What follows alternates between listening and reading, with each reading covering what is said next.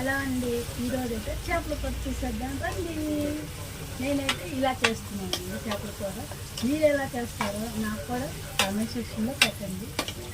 నాకు తెలియదు నేను తెలుసుకుంటాను. నేనైతే ఇలా ట్రై చేస్తున్నాను.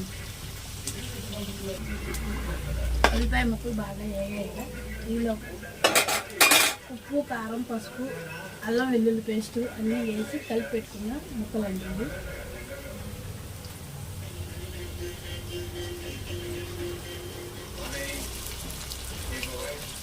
ఇది తలకాయ ముక్క అండి. తలకాయలో మెదడు అది ఉంటుంది కదండి, చాలా అంటే చాలా బాగుంటుంది. నేనైతే చాలా చాలా ఇష్టంగా తింటాను.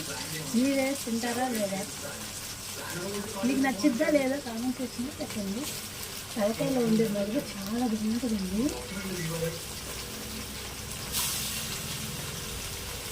అసలు ఫస్ట్లో నాకు తినడం రాదండి.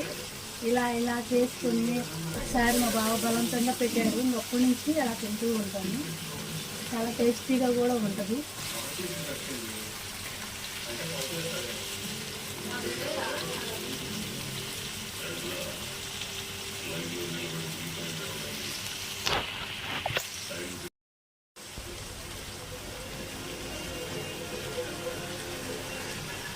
దీంట్లో ఉప్పు, కారం అంతా వేసేసే ఉంది కదండి, అందుకే నేను అంతా వేయట్లేదు. ఈలోపు చింతపండు పులుసుకి రెడీ చేసుకున్నాను. చింతపండు పులుసు ఇదేనండి. చింతపండు ఇలా రెడీ చేసేసాను.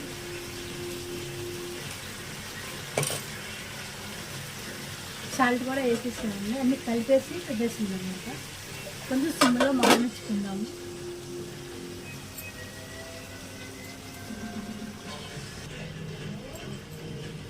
గ్రేవీ కోసం ఉల్లిపాయ అండి. ఉల్లిపాయ ముక్క కోసి పెట్టాను. ఎండు కొబ్బరి, దీంట్లో కొంచెం గసగసాలు వేసుకుంటే గ్రేవీ వచ్చింది. చాలా టేస్టీగా ఉంటుంది. చేపల కూరలో ఈ తడి మసాలా వేస్తేనే చాలా టేస్టీగా వచ్చింది. మీరు కూడా ట్రై చేయండి.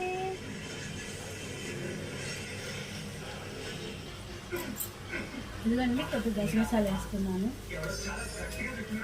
గ్రేవీ వచ్చిందండి, చాలా బాగుంటుంది. ఇలా ఉంటే టేస్ట్గా బాగుంటుందండి, అందుకే గసగసాలు వేస్తాను. స్మెల్ వస్తుంది. ఎందుకంటే మీకు చూపించాను అల్లం తడి మసాలా, కొబ్బరి, ఉల్లిపాయలు, గసగసాలు పేస్ట్ తడి మసాలా కింద వేసేస్తారు.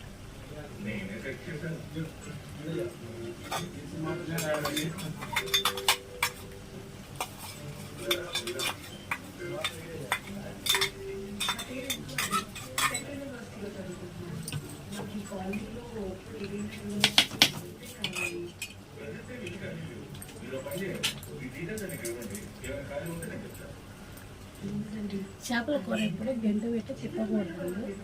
నేనైతే ఇలా కలిపేస్తాను.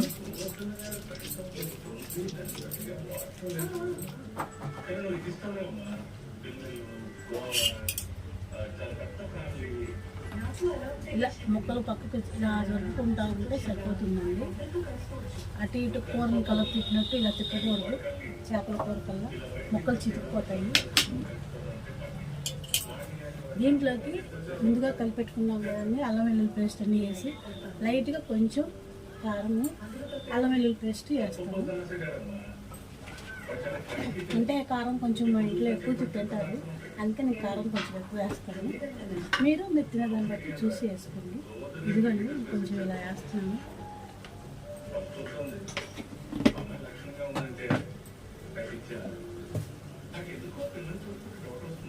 అల్లం వెల్లుల్లి పేస్ట్ అండి నేను ముందుగా వేసి పెట్టుకుంటాను.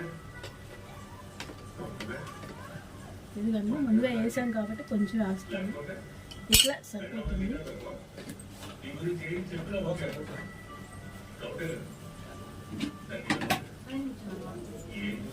ఇది చింతపండు పిసికి పెట్టుకున్న పులుసు అండి. ఇలా పోసుకుంటే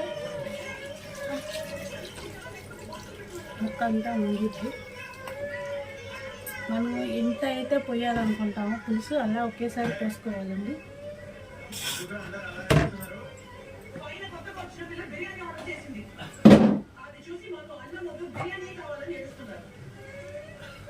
మొక్కకి ఏ మొక్కకి ఆ మొక్కకి ఇలా కదిపోతూ ఉంటుందండి. మసాలా కూడా అంతా సరిపడా వేసాం కదా. ఇంకా ఫైనల్గా ఇదండి ఇలా పెట్టేసుకొని కొంచెం హైలో పెట్టుకుంటే సరిపోతుంది.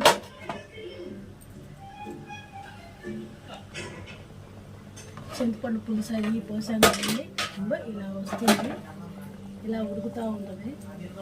ఇప్పుడు మనం ఉప్పు చూసుకొని మనకు తగ్గట్టుగా, మన టేస్ట్కి తగ్గట్టుగా ఉప్పు వేసుకున్నామంటే చాలా బాగుంటుంది.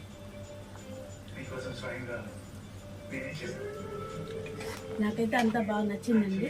చేపల కూర ఎప్పుడు ఇలా అనుకోవాలే కానీ గరిట పెట్టి మొత్తం గెరగర కూరలు తిప్పినట్టు ఇలా తిప్పకూడదండి.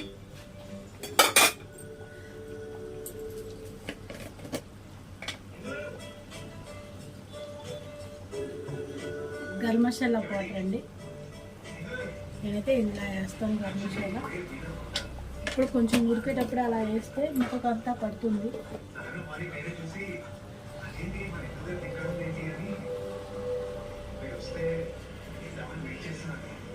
ఫైనల్గా కొత్తిమీరని ఇలా గార్నిష్ చేసుకొని లైట్గా కొంచెం సిమ్లో ఉంచామంటే చాలా బాగుంటుంది. ఈ ఫ్లేవర్ దాన్ని పట్టేస్తుంది, అందుకే ఇలా మూత పెట్టేస్తున్నాను.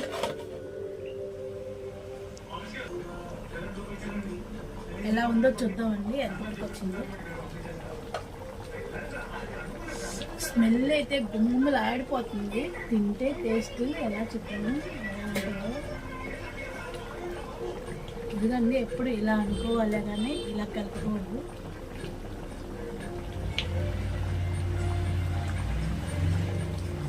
నాకైతే సూపర్గా ఉంది.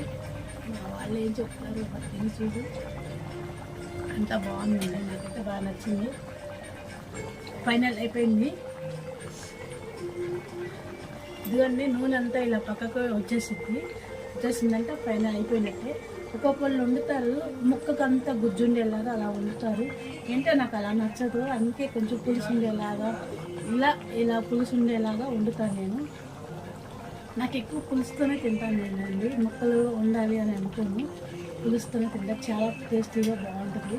అందుకే ఇలా పులుసు ఉండేలాగా వండుతాను నేను. ఇప్పుడు స్మెల్ పోతుంది, పెట్టేస్తున్నాను నేను. మీరు కూడా వచ్చేయండి, చేపలు కూడా టేస్ట్ చూద్దరు కానీ. వేడిగా రైస్ కూడా రెడీ, చేపలు కూడా రెడీ, వచ్చేసేయండి మీరంతా తిందురు కానీ టేస్ట్ చూద్దాం అందరం కలిసి. Okay bye. నా చేపల కూర ఎలా ఉందో కామెంట్ సెక్షన్లో కామెంట్ పెట్టండి, లైక్ చేయండి, సబ్స్క్రైబ్ చేసుకోండి. బాయ్ అండి, మీ సుజాత శ్రీనివాస్. Bye bye.